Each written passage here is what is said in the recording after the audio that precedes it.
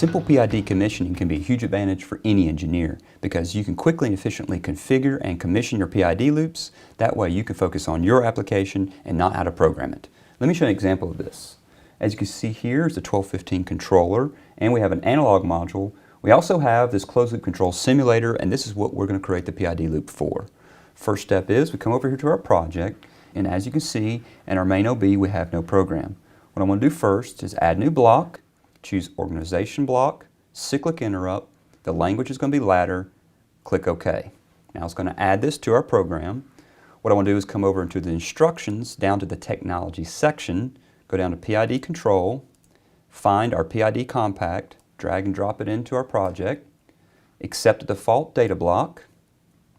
At this point now I want to add some tags to it, so go over to set point, and let's use set point as a tag.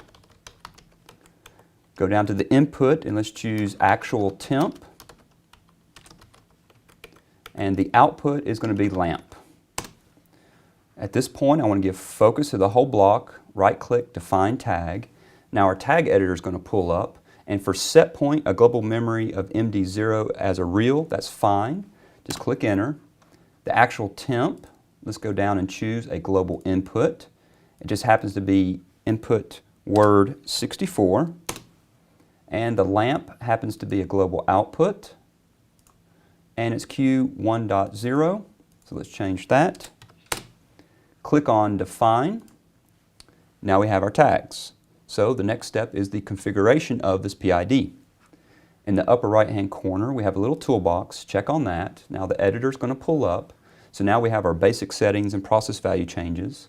The first one happens to be controller type, so let's choose temperature in Celsius.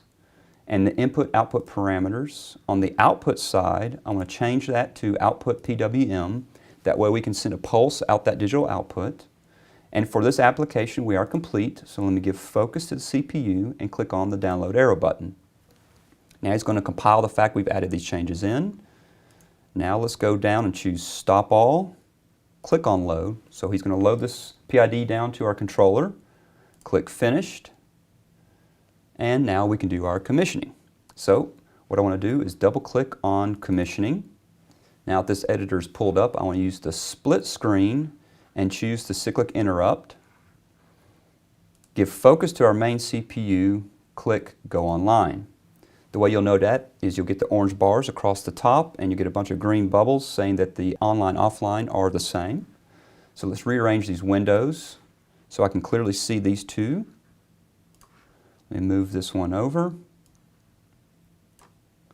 And in the upper left hand corner you'll see we have a measurement, and let's start the measurements. That way we have a trend view of the inputs and outputs.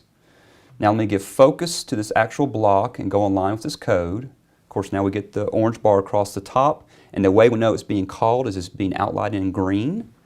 Let's give focus to the set point, click modify. Let's choose 60. So now we have our set point and our actual input. At the bottom right hand corner you see we have a start PID. When I click on this, what you're going to see is we are actually pulsing our lamp, and you'll see that as that starts to rise, so does our temperature to the new set point. I also have the ability to do a pre-tune, so if I have a very large delta difference between the actual and the set point, I can do a pre-tune. And in fact, if it's a smaller delta difference, I can do a fine-tune. As well as I have a full set of user tools here, so I can actually look at every single data point in this loop. I can also do a delta time. I can even do a delta amplitude. And in fact, I can resize it so I can clearly see this in this actual editor itself in the trend view. That means I have a full set of analytics directly in our engineering tools, so I can actually get this PID loop to work exactly for our application. I was able to accomplish all this in just a matter of minutes. Now that's engineering efficiency.